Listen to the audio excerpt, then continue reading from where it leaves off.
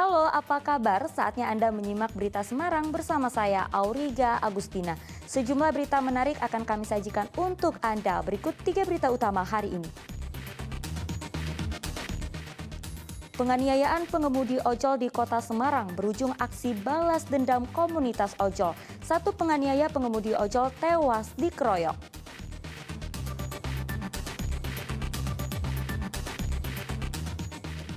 Pemerintah Desa Keser di Kabupaten Blora mengembalikan BLT dana desa. Pemotongan BLT dilakukan dengan dalih untuk bangun musola.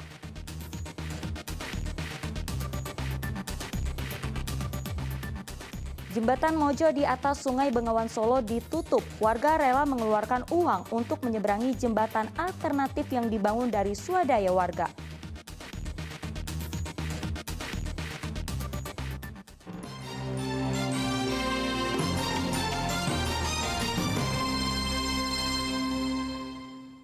Ya, kita ke informasi pertama. Seorang pengemudi ojek online babak belur dianiaya 3 pria saat sama-sama mengantre BBM di SPBU Jalan Brigjen Sudiarto, Semarang. Aksi 3 pria memicu kemarahan komunitas ojol sehingga kemudian menyerang balik para pelaku hingga 1 pelaku tewas.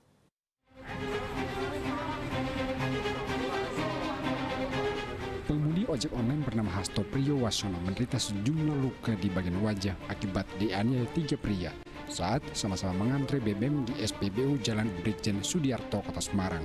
Dari video amatir, terduga pelaku masih saja berupaya menganiaya korban, namun dicegah pelaku lain.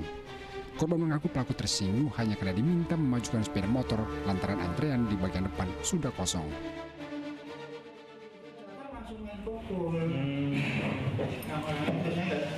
Siapa maksudnya ada apa atau main pukul baru saya nggak enak, maka saya standarnya berubah kan. Terus yang temannya tadi sebelahnya itu ikut mukul. Video ini kemudian beredar luas dan memicu solidaritas komunitas ojol. Mereka mencari ketiga pelaku dan akhirnya terjadi perkelahian sengit di kawasan Telogosari, Kota Semarang. Akibat aksi balas dendam ini, 1 pelaku yang sehari-hari bekerja sebagai tukang parkir tewas, sedangkan 1 pengendara ojek online menderita luka akibat disabet senjata tajam. Kapal tak berdaya itu, sing bacok-bacok teman kita. Polisi telah menangkap 2 terduga pelaku penganiayaan terhadap pengemudi ojol. Untuk tersangka terkait kasus yang pertama sudah diamankan 2 orang, di mana salah satunya sempat terjadi pengeroyokan juga yang dilakukan oleh grup dari ojol sendiri, dan terhadap korban tersebut situasi saat ini sudah dinyatakan meninggal dunia. Kami akan tetap memproses, jadi ada 2 kejadian dalam hal ini. Kejadian pertama dari ojol sebagai korban, yang kejadian kedua yang mengeroyok ojol sebagai korban. Nanti dua-duanya akan tetap kami proses secara prosedur. Untuk sementara saksi-saksi sudah kita amankan dan sudah diakui. Selain menindak penganiaya pengemudi ojol, polisi juga berjanji menindak tegas komunitas ojol yang bermain hakim sendiri sehingga 1 pelaku tewas. Agus Hermanto melaporkan dari Kota Semarang. Informasi lainnya, Kepolisian Daerah Jawa Tengah telah memeriksa perusahaan pengirim dan penerima bahan petasan yang meledak di pekarangan asrama polisi di Sukoharjo.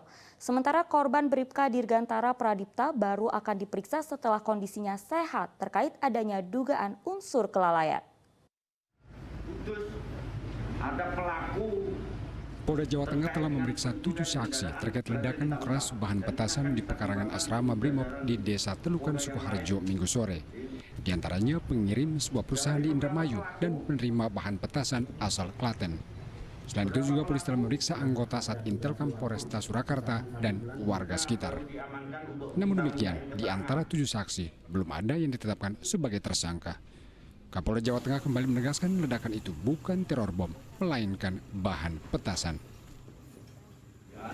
Dari pengembangan saksi yang kita lakukan, benar bahwa itu adalah bahan petasan, karena sudah kita lakukan pemeriksaan kepada pihak pengirim maupun penerima. Jadi pihak pengirimnya adalah CV, salah satu CV di daerah Indramayu, sudah kita periksa. Kemudian penerimanya adalah di wilayah Klaten.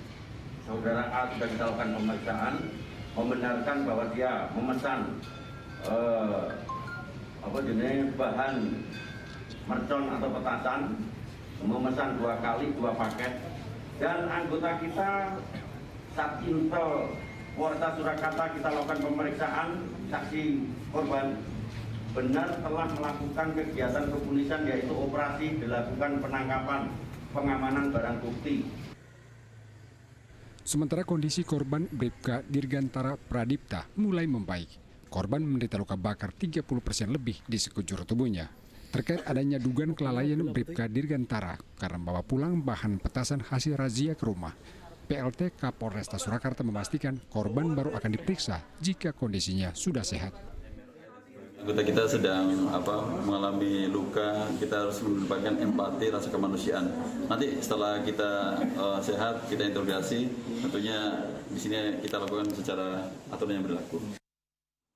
Ledakan terjadi di pekarangan asrama Brimob depan rumah Bribka Dirgantara di Kabupaten Sukoharjo Minggu petang.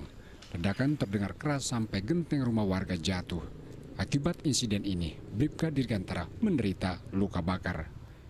Agus Hermanto dan Heri Prastio melaporkan dari Kota Semarang dan Kota Solo. Polisi menggelar olah tempat kejadian perkara kecelakaan maut di ruas tol Ungaran Bawen Semarang.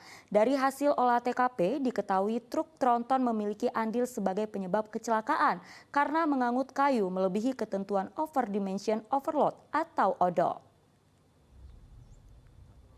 Ditlantas Polda Jawa Tengah menggelar olah TKP kecelakaan maut yang melibatkan minibus dan truk tronton di Jalan Tol Semarang Solo, ruas Ungaran Bawel KM 438400. Dari hasil olah TKP diketahui truk tronton memiliki andil sehingga tabrakan terjadi. Truk tronton diketahui memiliki kayu melebihi aturan overdimension overload atau odol hingga 17 ton. Polisi meminta pengelola jalan tol menolak truk yang melanggar odol melintasi tol agar kecelakaan tidak terulang. Sementara jumlah korban tewas bertambah 1 orang sehingga total menjadi 7 korban. Seluruh korban tewas dari minibus Elf. Truk yang ditabrak tronton tersebut adalah melanggar overdimensi. Jadi kelebihan muatan itu 17 ton. Nah, sehingga ini juga salah satu hal yang mengakibatkan terjadi kecelakaan. Maka dari itu, Ditlantas dan Polres Ungaran akan melakukan penyelidikan dan bahkan mungkin penyidikan, termasuk truk yang overdimensi, overload, termasuk juga mungkin kami menyarankan tentang penerangan jalan, pengelola jalan tol. Jadi pengelola jalan tol itu punya kewajiban untuk menolak kendaraan yang tidak syarat penuh. Ya, pemotongan dana bantuan langsung tunai kembali terjadi di Kabupaten Blora. Kali ini terjadi di Desa Keser di Kecamatan Tunjungan. Pihak desa beralasan pemotongan dana BLT untuk pembangunan musola.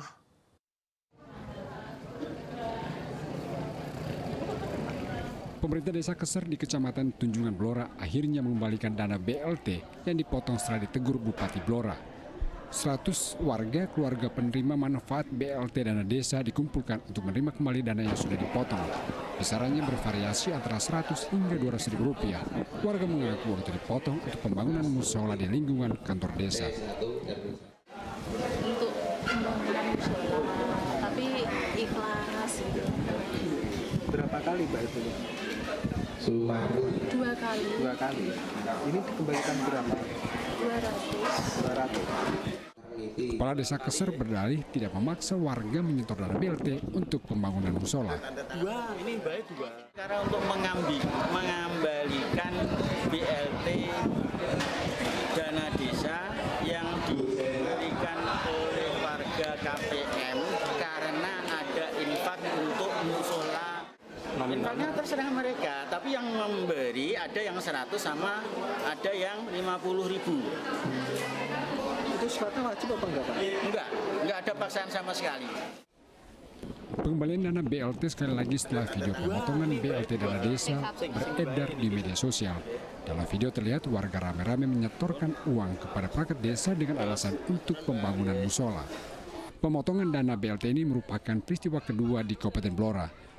Sebelumnya istri kepala dusun Dukuh Ngelego di desa Sumberrejo Kecamatan Randu Blatung memotong uang BLT warga sebesar Rp20.000 dengan alasan sebagai uang lelah para pekerja yang mencetak dan membagikan undangan penerima BLT BBM kepada warga.